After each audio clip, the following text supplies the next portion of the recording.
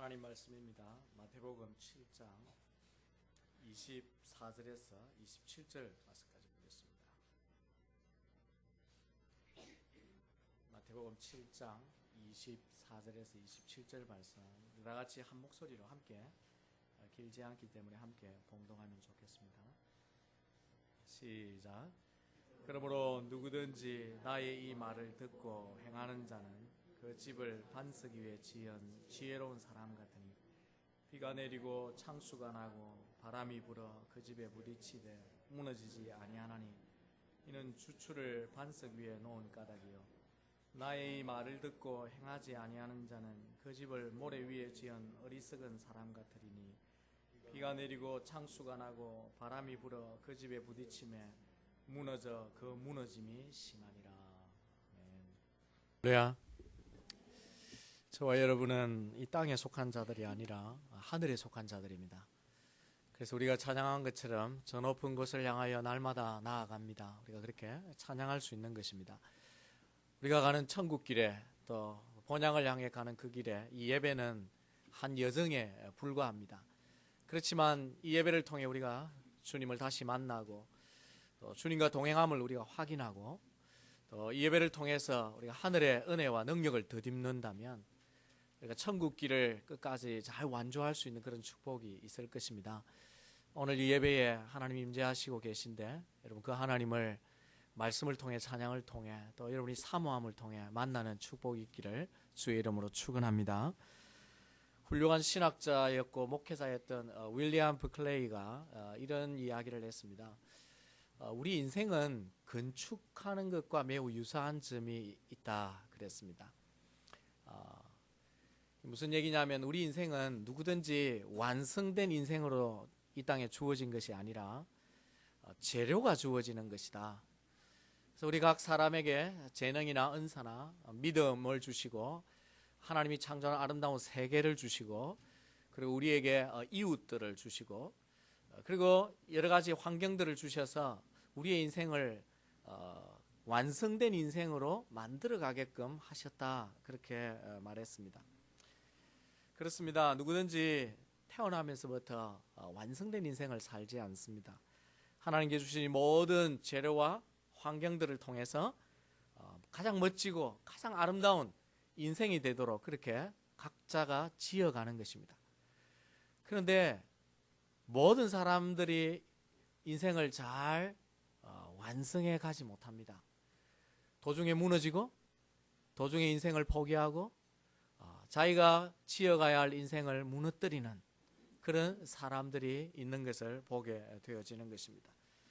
그런 중에 저와 여러분이 하나님 주신 정말 우리의 생명, 내 안에 있는 하나님의 은혜, 그리고 내게 주신 가정과 교회와 이런 이웃들을 통해서 세계를 통해서 주님께서 만들라고 하시는 그런 멋진 인생 만들어가는 복된 성도들 되시기를 주의 이름으로 축원합니다.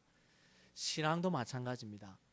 신앙도 하나님이 우리에게 복음을 알게 하시고 믿음을 주실 때 그 믿음이라는 것이 완성된 믿음이 아닌 것입니다. 하나님께서 거듭남의 은혜와 통해서 첫 믿음을 주시면 그 다음 말씀을 주시고 그 다음 영적 지도자를 주시고 교회를 주시고 믿음의 동력자들을 주셔서 함께 믿음을 훈련해 가면서 그 믿음을 빌드업하도록 우리에게 기회들을 주시는 것입니다. 그래서 마지막 날 우리의 신앙이 우리의 믿음이 어떠한가를 주님이 평가해 보시는 것입니다. 우리의 신앙이 무너지는 신앙인지 아니면 무너지지 않고 견고한 신앙인지 주님께서 마지막 날 평가해 보시겠다 그렇게 말씀하십니다. 여러분의 인생 건축 또 여러분의 신앙 건축은 잘 되고 있습니까? 과연 잘 되고 있는지 우리가 자기를 살필 기회가 있을 때 하나님 말씀 앞에서 점검해 보아야 합니다. 지난주 우리는 본문의 말씀을 통해서 예수님께서 하신 지혜로운 건축자와 어리석은 건축자의 두 차이점을 보며 우리가 어떻게 무너지지 않는 신앙 건축을 해야 할지를 생각해 보았습니다. 두 사람에게는 굉장히 큰 차이가 있었습니다. 어떤 차이가 있었나요? 제일 먼저는 기초를 놓는 차이가 있었죠. 지혜로운 건축자는 기초를 올바른 곳에 놓았습니다. 우리의 인생, 우리의 신앙의 기초는 예수 그리스도입니다. 그리고 하나님의 말씀입니다. 오직 그 위에 세워야 무너지지 않습니다.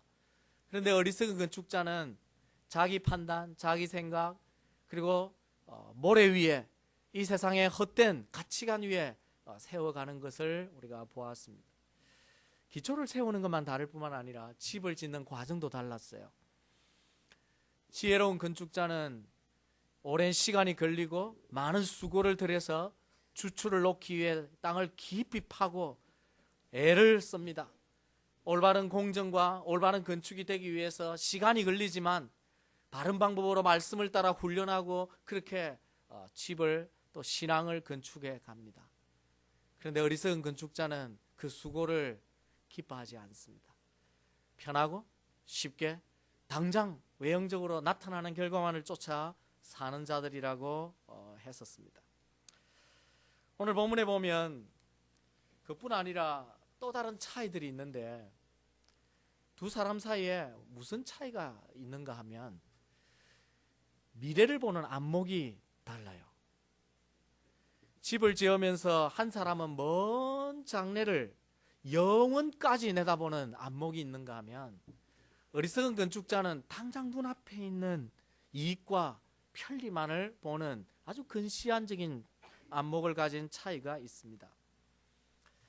모래 위에 집을 지은 사람은 매우 근시안적인 사람입니다. 몇 달 후에 닥치게 될 홍수를 전혀 생각하지 않는 것이죠. 지난주 말씀드렸지만 이스라엘 그 지역은 여름 내내 비가 한 번도 오지 않습니다. 그런데 9월부터 그 다음 이듬해인 2월까지는 비가 굉장히 많이 와요. 생각보다 많이 옵니다. 그런데 이스라엘에는 지형이 그냥 평평한 그냥 사막지대만 있는 게 아니라 작은 구름과 계곡이 있기 때문에 북쪽 갈릴리에서부터 비가 오기 시작하면 이 계곡으로 물이 모여가지고 남쪽으로 꽤 큰 홍수가 나는 때가 종종 있다고 합니다. 그래서 머지않아 그렇게 비가 나고 창수가 나고 이게 큰 홍수가 날 것을 생각하지 아니하고 마른 땅이라고 쉽게 모래 위에 강가 옆에 집을 지었다가는 큰 낭패를 보게 되는 것입니다. 머지않아 집이 떠내려가고 말게 됩니다. 하지만 반석 위에 집을 지은 사람은 다릅니다. 수고가 들어도 이 땅에 오래 집이 세워질 수 있는지 먼 장래를 보고 견고하게 세워가는 것입니다. 우리 인생도 같습니다. 어떤 사람은 눈앞에 있는 현실만 생각하고 늘 삽니다. 먼 장래보다 당장 오늘을 만족하고 그리고 오늘을 내가 즐겁게 살 수 있다면 자기에게 유익한 것들을 선택하면서 그렇게 살아갑니다. 하지만 우리 인생은 그렇게 지어져서 오랫동안 아니 영원할 수는 없습니다. 성경에도 보면 미래를 보는 안목이 전혀 다른 두 사람 그리고 그 결과를 우리에게 잘 가르쳐주는 예들이 많습니다. 대표적인 예가 창세기 13장에 제일 먼저 나와요. 창세기 13장 이야기에 보면 아브라함과 조카 롯과 이 사이에 함께 가나안 땅을 가기 위해서 고향을 떠나 나왔는데 시간이 지나면서 가축이 늘고 재산이 늘고 식솔이 늘어서 두 집안이 함께 동거하기가 굉장히 어려웠습니다. 그래서 서로 분가하기로 결정을 하게 되죠. 그때 아브라함이 조카 롯에게 먼저 갈 곳을 선택해라 했을 때 이 조카 롯이 보는 안목이 아주 어리석은 안목을 가졌습니다. 자기 눈에 보기에 당장 좋은 소돔과 고모라 도시를 선택하게 되었습니다. 그러나 그 도시가 얼마나 부패하고 얼마나 하나님을 떠난 완고하고 멸망의 직전에 있는 도시인 것을 전혀 생각하지 않았습니다. 그래서 성경이 뭐라고 설명하느냐면 이렇게 말하죠.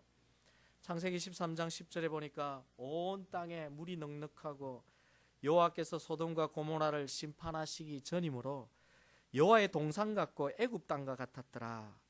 마치 미국의 라스베가스처럼 화려하게 보이는 도시였지만 그 도시는 죄악으로 가득해서 곧 멸망받을 땅인 것을 롯이 보지 못하고 당장 저곳에 가면 내 인생이 그리고 너무나 즐겁게 살 것이라고 생각하고 그곳을 선택하고 갔습니다. 하지만 아브라함은 안목이 달랐습니다. 아브라함은 롯이 간 다음에 그가 광야를 선택했습니다. 그런데 그가 광야를 선택한 이유가 있습니다. 하나님께서 그에게 그 광야길을 향해서 약속을 주셨기 때문이죠. 창세기 13장 14절과 15절에 보면 하나님이 아브라함에게 이렇게 말씀하셨습니다. 너는 눈을 들어 너 있는 곳에서 북쪽과 남쪽 그리고 동쪽과 서쪽을 바라보라. 보이는 땅을 내가 너와 내 자손에게 주리니 영원히 이르리라. 지금 아브라함이 바라보는 땅은 아무것도 없는 땅이에요. 사막이고 거친 돌과 거친 그냥 풀숲만 있는 그런 땅입니다. 그런데 아브라함이 그곳을 선택해서 갑니다. 왜입니까? 하나님이 그 땅을 축복의 땅으로, 영원한 땅으로 주시겠다고 약속했기 때문에 가는 것입니다. 당장 지금 내 눈에는 좋아 보이지 않는 땅이지만 하나님의 약속이 있고 미래가 있기 때문에 그 땅을 선택하고 간 것입니다. 결과가 어떻게 됐습니까? 롯의 가정은 그야말로 풍지박살났습니다. 아내도 죽고 딸들도 하나님을 다 떠나는 불신앙의 모습으로 살게 되고 겨우 자기 몸 하나 건졌어요. 하지만 아브라함은 거친 광야길을 갔지만 그곳에서 가는 곳마다 제단을 쌓고 예배하고 하나님을 섬기면서 아브라함은 계속 하나님의 복을 누리면서 그 후손들이 지금까지 영원히 약속대로 이어지는 그런 축복을 누리게 된 것입니다. 먼 미래를 보는 안목을 가지고 선택하는 것이 얼마나 중요한가 하는 것을 우리에게 잘 보여줍니다. 요즘은 참 인스턴트 인생으로 사는 삶을 좋아합니다. 미래를 생각하지 않죠. 당장 우리의 내 눈앞에 그리고 내가 선택할 수 있는 내가 갈 수 있는 편한 길과 쉬운 길과 그리고 당장 이익이라는 큰 그 길을 선택하고자 합니다. 그것은 그러나 모래 위에 짓는 집과 다를 바가 없다는 것을 우리가 생각해야 합니다. 성도는 어떤 안목을 가져야 될까요? 먼 미래, 아니 영원한 미래를 보는 안목이 있어야 합니다. 우리가 날마다 높은 곳을 걸어가고 저 높은 곳을 향하여 가는 이유가 무엇입니까? 우리가 영원을 바라보기 때문에 그 길을 힘들고 어렵지만 갈 수가 있는 것입니다.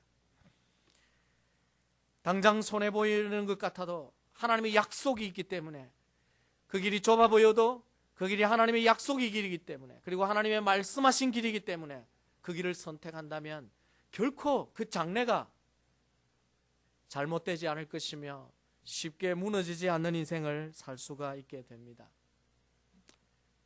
성도가 바라봐야 될 미래가 무엇입니까?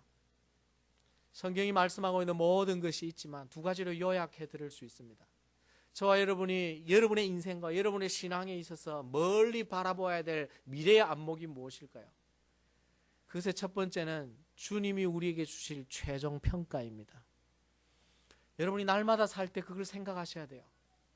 여러분이 이 땅을 살아가면서 내 인생에 주님이 내게 최종 인생 평가를 내리실 때 어떤 평가를 받을 것인가를 늘 생각하고 현재를 결정하고 살아야 합니다. 지금 이 땅에서 받는 평가가 전부가 아닌 것을 여러분이 아셔야 합니다. 세상에 아무리 좋은 평가를 내리고 지금 내가 성공한 인생 같다고 사람들이 말을 할지라도 하나님이 나를 보실 때 그 평가가 과연 성공이라고 말씀하실지를 늘 진단해보고 보는 그런 미래적인 안목이 우리 가운데 있어야 합니다. 바울은 말합니다. 고린도후서 10장 18절에 옳다 인정함을 받는 사람이 누구인가? 자기가 자기를 평가하는 자가 아니고 주님이 옳다고 인정하시는 자가 올바른 평가를 받고 인정받는 자라고 그렇게 바울은 분명히 말씀하고 있습니다. 그러면 여러분이 이 땅에 살면서 당장의 유익을 위해 성공을 위해 말씀을 버리고 진리를 버리고 그렇게 살아가는 방식은 성도의 방식이 아닌 것을 생각하셔야 합니다. 진리를 따라서 혹 내가 실패할 수 있고 진리를 따라서 혹 사람들에게 내가 밀쳐당함을 가지게 된다 할지라도 하나님의 약속이 있기 때문에 말씀대로 진리대로 정직하게 걸어가면 하나님께서 반드시 결과를 주시고 이 땅의 결과를 주시지 않는다면 반드시 하나님 나라의 결과를 주신다는 것을 여러분이 믿으시기 바랍니다. 그런 안목이 있어야 여러분의 인생을 무너지지 않는 인생과 무너지지 않는 신앙으로 차근차근 끝까지 먼 미래를 바라보면서 건축해 갈 수가 있습니다. 주님의 최종 평가, 그것을 잊지 마십시오.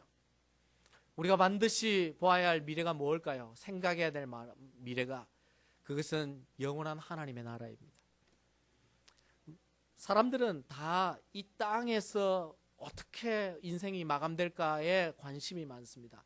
내가 이 땅에서 어떻게 살고, 내가 이 땅에서 어떤 결과를 남기고, 내가 이 땅에서 어떤 평가와 어떤 업적을 남기게 될 것인가. 그러나 성도는 이 땅의 평가가 아닌 하나님 나라에 가서 영원히 살게 될 그 나라에 대한 소망을 가지고 살아야 합니다.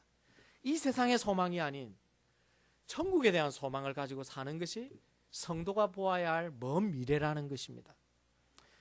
내가 당장 이 땅에서 얻을 수 있는 유익이 아니라 하나님 나라에서 갖게 될 상급, 그리고 하나님께서 내게 주실 영원한 것에 대한 소망, 그것을 가지고 이 땅에 살면 삶의 방식이 달라지고 목표가 달라지고 그리고 추구하는 열심이 달라지게 됩니다. 여러분, 이 세상은 다 사라집니다. 저와 여러분이 이루어내는 모든 것도 주님 오실 때 되면 다 불타고 사라지게 됩니다. 그런데 남는 것이 있습니다. 주님을 위해서 수고한 것, 복음을 위해서 땀 흘리고 드리고 헌신한 것, 죽음 이후에 계속될 영원한 가치를 위해 살았던 모든 것은 주님께서 반드시 사라지지 않고 우리에게 남아서 하나님의 상급과 칭찬으로 받도록 그렇게 해 주시는 것입니다. 그러므로 우리가 보아야 할 먼 미래가 있음을 기억하십시오. 우리는 고개를 숙이고 땅을 바라보고 사는 자가 아니라 고개를 들고 하늘을 바라보고 사는 자들입니다. 하나님께서 우리에게 먼 장래를 보는 안목을 열어주시기를 주의 이름으로 축원합니다. 여러분의 눈이, 믿음의 눈이 열려서 이 땅에 있는 것, 현재의 것만 보는 것이 아니라 믿음으로 이 세계에 너머에 있는 그 영원한 것들을 바라보는 그 믿음이 우리 가운데 있어야 합니다. 사랑하는 성도 여러분, 영적인 눈을 뜨십시오. 여러분의 시야를 넓히십시오.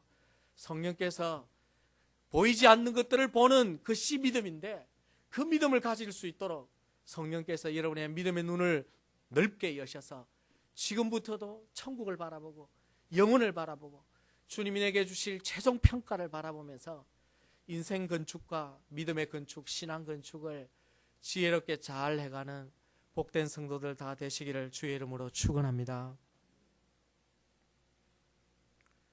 무엇이 다른 것일까요? 지혜로운 건축자 그리고 어리석은 건축자의 기초가 다르고 집을 짓는 신앙 건축을 하는 수고가 확연하게 다르고, 그리고 분명히 먼 장래를 보는 안목이 엄청나게 차이가 있다는 것을 우리가 보게 되는데, 이 두 사람의 마지막 차이점이 뭐냐면 결과가 다른 것입니다. 이건 대단히 중요한 차이점이죠. 마지막 결과가 달랐습니다. 본문의 비유를 보면 두 집이 다 완성되었어요. 반석 위에 짓던, 모래 위에 짓던 두 집은 완성된 집이라고 분명히 예수님이 말씀하셨습니다. 근데 외형적으로 볼 때는 두 집의 차이가 전혀 없었습니다. 놀라운 것은 평소에는 두 집이 어떤 집인지 정확하게 알 수 없다는 거예요. 근데 언제 알 수 있나요? 25절과 27절에 보면 언제 알 수 있나요? 비가 내리고 창수가 나고 바람이 불어 그 집에 부딪힘에 그때 알 수 있는 것입니다. 문제가 생기고 어려움이 찾아오고 고난이 찾아올 때 우리의 인생이 제대로 지어졌는지, 내 신앙이 제대로 빌드업 되었는지 그때 알 수 있다는 것입니다. 반석이의 수고를 통해 안목을 가지고 세워진 집은 견고하게 서 있습니다. 그런데 안목이 없이 당장 이익을 생각하고 말씀의 기초도 없이 편리하게 인생을 그리고 신앙을 세워온 사람은 그때 무너진다고 예수님이 말씀하십니다. 우리의 신앙도 마찬가지입니다. 많은 사람들이 교회에 출석하며 다닙니다. 보통 성도들처럼 신앙생활을 할 때는 잘 모릅니다. 겉으로 보는 것만으로 우리가 참 신앙인지 무너지지 않는 신앙인지 도저히 우리가 알 수가 없는 것이죠. 함께 이렇게 예배하고 함께 찬양하고 함께 교회를 섬길 땐 모두가 다 문제가 없이 보입니다. 심지어 평안할 때는요, 자기 자신도 자기 신앙이 어떠한지 몰라요. 정말 내 신앙이 지금 영적으로 살아가 있는 신앙인지, 참되고 깨어있는 신앙인지 사실은 솔직히 평안할 때는 자기도 잘 모릅니다. 그런데 언제 알 수 있습니까? 문제를 만날 때 알 수 있는 것입니다. 바람이 불고 홍수가 나고 비가 내려서 집에 부딪혀 올 때, 내 신앙에 부딪혀 올 때, 그때 내 신앙이 어떠한지를 정확하게 알 수가 있습니다. 그래서 때때로 우리 인생에 찾아온 고난과 시험과 시련은 내 신앙의 시금석과 같습니다. 터치스톤과 같은 거예요. 그래서 그런 고난이 없이, 문제가 없이는 정말 내가 하나님 앞에 참된 믿음을 가진 자인지 정확하게 알 수 없을 때가 있습니다. 내가 그냥 성경 지식이 있고 내가 복음에 대한 지식이 있고 알고 있다고 해서 그것이 내 믿음이 되는 것이 아닙니다. 그것이 내 신앙이 되는 게 아니에요. 우리의 신앙이라는 것은 물론 처음 하나님 말씀을 배우고 듣고 또 가르침을 받고 훈련받아서 신앙이 빌드업되는 것이 분명합니다. 그런데 내가 알고 있다고 내가 반드시 그렇게 사는가? 그렇지 않을 때가 너무 많은 것을 저는 보게 됩니다. 저 자신의 삶을 통해서도 보게 되고, 그렇기 때문에 내가 알고 있는 것이 이 이론적인 신앙이, 지식적인 신앙이 실천적인 신앙으로 옮겨질 때만 진짜 내 믿음이 되는 것입니다. 근데 그렇게 옮겨지려면 매일의 삶 속에서 말씀과 함께 행동하고 부딪히는 이런 훈련을 통해서 믿음이 빌드업 되는 것입니다. 여러분, 해군의 훈련 가운데 이런 것이 있다고 해요. 해군으로 입대하면 진정한 수병이 되기 위해서 여러 가지 훈련을 받는데, 그 훈련 중에 하나가 위기 극복 훈련입니다. 그러니까 배가 침몰했을 때 어떻게 탈출하느냐 하는 이제 생명을 지켜야 되기 때문에, 그래서 이론적으로 공부를 다 합니다. 뭐 수압은 어떻게 되고 어떻게 숨을 쉬고 탈출 장비들이 어떻게 배 안에 있으며 이런 것들을 다 훈련하고, 그 다음에 그것들을 잘 훈련받았는지 필기 테스트를 거쳐서 시험을 다 통과한 사람들을 이제 축하하기 위해서 내부만에다가 이렇게 집합을 시킵니다. 그리고는 모든 게 다 끝났다고 하고 이제 훈련관이 밖으로 나가죠. 그리고 이제 모든 것이 다 끝났다고 이렇게 편안하게 앉아 있는 순간에 갑자기 돌발 상황이 발생하는 거죠. 내부만 문이 닫혀버리고 갑자기 천정에서 땅에서 갑자기 물이 쏟아나고 상황이 생기는 거야. 근데 그런 상황이 생기면 거의 모든 사람이 탈출해 나오지 못한답니다. 조금 전까지 이론적으로 잘 배웠고 다 알고 이 위기를 극복하고 창문을 깨고 나올 수 있는 도구가 다 있음에도 불구하고 상황을 맞을 때 어떻게 해야 될지 긴장해서 우왕좌왕하다가 대부분 그 통과를 못하고 실패한대요. 자, 이제 실전 훈련을 해보자. 그리고 실제 바다에 뛰어내리게 하고 어떤 상황을 주어지면 정확하게 판단을 해서 할지 모르겠지만 돌발 상황을 만나면 첫 테스트에 거의 실패한답니다. 근데 그런 훈련을 한번 겪고 또 겪고 나면 그 다음엔 감당할 수 있는 자기 기술이 생기고 요령이 생기고 섭득이 된다는 것입니다. 우리의 신앙도 참 유사한 점이 있어요. 그래서 내가 말씀을 지식적으로 안다는 것만으로 내가 그 믿음을 강하게 발휘할 수 있을 것 같은데 상황을 딱 만나면 그렇게 되지 못하는 것을 보게 되는 것입니다. 이론적인 지식이 능력이 없다는 겁니다. 이론적인 믿음이라는 것이 실제 능력 있는 믿음이 되지 못할 때가 많다는 것입니다. 그러므로 우리의 가진 지식을, 우리의 말씀을, 우리의 신앙을 이게 삶으로 실천으로 옮겨가야 합니다. 그렇기 때문에 하나님께서 우리에게 고난을, 때로는 훈련을, 때로는 어려움을 주시는 것입니다. 여러분, 우리 민족의 역사로 보면 현대사에 가장 큰 어려움은 크게 두 가지입니다. 하나는 한일 합방을 통해 일제 식민지를 지난 과정이고 또 하나는 6.25 사변이었죠. 그런데 그건 그냥 단순히 국가의 주권을 침탈당한 사건만이 아니라 교회사적으로 볼 때 굉장히 의미가 있는 사건들입니다. 1900년 초에 1907년부터 엄청난 한국 교회가 부흥을 했었습니다. 부흥하기 시작해서 사실은 수많은 크리스찬들이 생겼어요. 그런데 1910년에 한일 합방이 시작되면서 점점 이게 식민 통치를 통해서 믿음의 도전이 찾아왔습니다. 신사참배를 하지 않으면 죽이겠다고 협박하는, 그리고 하나님을 버리고 신사를 섬기도록, 일본의 그 귀신들을 섬기도록 요구하는 그 앞에 수많은 사람들이 믿음을 포기했습니다. 하나님께서 왜 그런 과정을 지나게 하셨을까요? 그 믿음의 훈련입니다. 그런 과정을 통해서 사실은 믿음을 떠난 사람들이 많이 있습니다. 하나님께서 알곡을 찾으시고, 그리고 그 알곡을 통해 다음 세대를 일하시기 위해서 준비하게 하신 거였죠. 그리고 해방을 맞았습니다. 그리고 또 교회가 부흥했어요. 사실 해방 맞고. 그런데 6.25 사변이 터졌어요. 6.25 사변이 터지면서 또 한 번의 믿음의 시련, 교회가 핍박을 받게 됩니다. 예수 그리스도를 포기하지 않으면 죽어야 하는, 죽음을, 목숨을 내어놔야 하는 위기 앞에서 어떤 사람은 그리스도를 부인하고 떠나고, 어떤 사람은 그 앞에서 예수를 주로 고백하면서 순교를 당하고, 이런 사건을 통해서 하나님께서 참된 믿음의 사람들을 걸러내시고, 그리고 훈련하는 그런 과정을 하나님께서 우리의 한국교회에 하셨습니다. 그래서 한국교회가 그 뒤에 부흥을 통해서 복음을 위해 섬기는 선교 한국이 될 수 있는 강한 믿음의 나라가 될 수 있었던 것입니다. 이 세상에 살다 보면 저와 여러분에게도 수시로 어려움과 문제와 고난과 환난과 시험이 찾아옵니다. 성도들에게는 그것이 더 많아요. 왜냐하면 그것이 자연스러운 일이기 때문입니다. 그러나 하나님께서 왜 그것들을 다 막아주시지 않는가? 왜 예수 믿으면 만사형통이 되도록 해주시지 않는가? 그것은 이 땅에 우리의 믿음의 시련입니다. 불로 연단하여도 없어지지 않는 금보다 귀한 믿음을 갖게 하기 위해서 하나님께서 우리의 개인 인생마다 만나고 경험하는 문제들을 다 다르게 하시면서 우리에게 고난과 시험을 갖게 하시는 것입니다. 근데 그것을 통과하고 나면 더 나은 믿음, 더 견고한 믿음, 흔들리지 않는 신앙으로 나아가게 되는 거죠. 여러분 성경을 한번 보세요. 위대한 믿음의 사람들 중에 고난을 겪지 않은 사람 아무도 없습니다. 하나님께 쓰임받았던 아브라함, 욥, 모세, 바울, 요셉 다 한번 보십시오.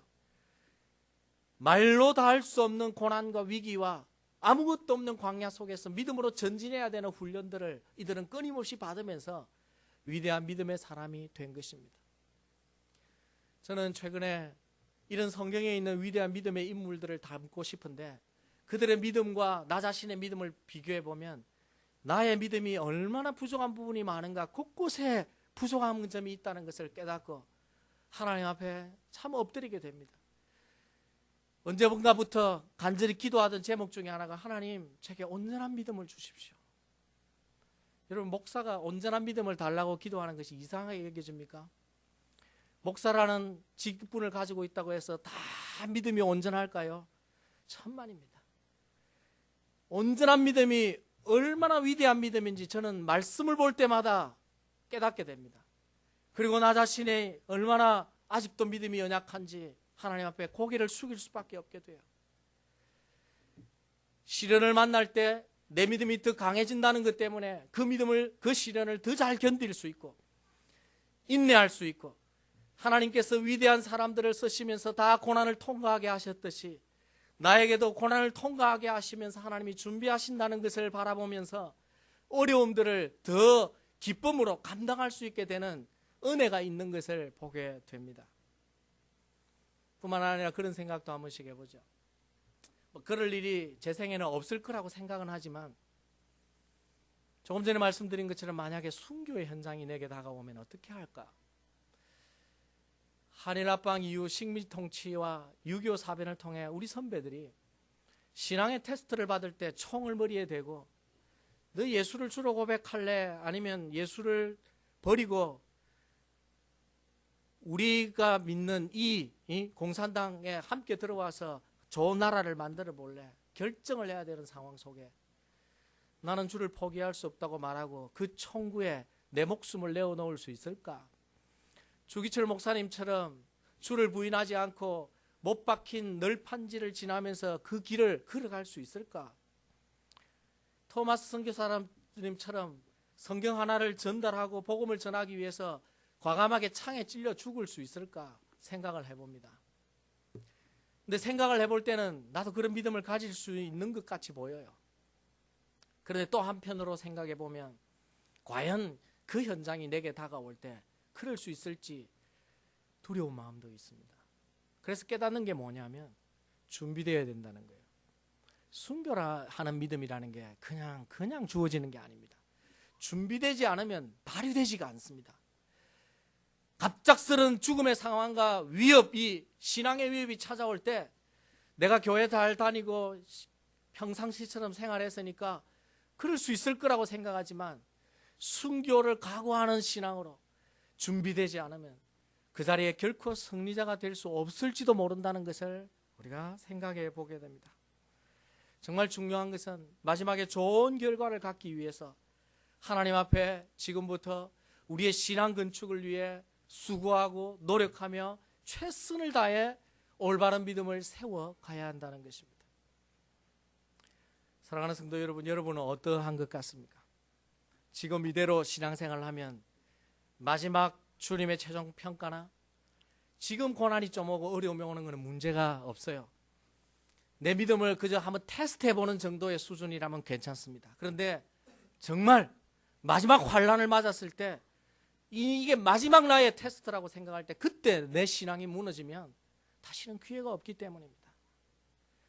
지금 여러분이 이대로 신앙생활을 하고 지금처럼 여러분이 교회를 섬기고 지금처럼 여러분이 경건생활을 하면 우리 주님이 칭찬하실 그리고 영광스럽게 기뻐하실 그런 좋은 신앙이 될 것인지 저와 여러분 자신을 다시 한번 돌아볼 수 있기 바랍니다.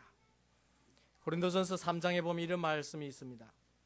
12절부터 만일 누구든지 금이나 은이나 보석이나 나무나 풀이나 지푸로 이 터 위에 세우면 각 사람의 공적이 나타날 터인데 그 날이 공적을 밝히리니 이는 불로 나타내고 그 불이 각 사람의 공적이 어떠한 것을 시험할 것입니다. 만일 누구든지 그 위에 세운 공적이 그대로 있으면 상을 받고 누구든지 그 공적이 불타면 해를 받으리니 그러나 자기는 구원을 받되 불 가운데서 받는 것 같으리라.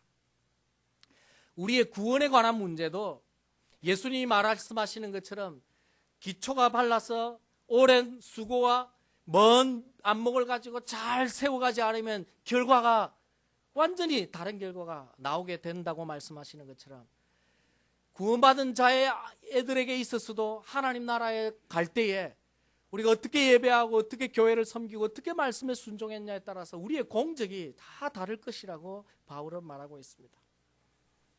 어떤 사람은 잘 준비되어서 그 시험을 통과해서 구원과 함께 상급도 받게 되지만 어떤 사람은 하나님 앞에 책망을 듣고 해를 받게 될 것이라고 그렇게 말씀합니다. 그러므로 우리 신앙 건축이 무너지지 않도록 잘 지어져야 됩니다. 지금은 기회가 있는 것입니다. 지금은 내 신앙을 뚝딱뚝딱 고칠 때고 그리고 바르게 세울 때고 기초가 다르면 기초를 옮길 때입니다. 수고가 들더라도 기초를 옮겨야 하고 그리고 다시 시작한 듯이 하나님 앞에 세우는 것이 오히려 하나님 앞에 무너지지 않는 신앙 건축을 할 수가 있는 것입니다. 사랑하는 성도 여러분, 우리 일생은 단 한 번뿐입니다.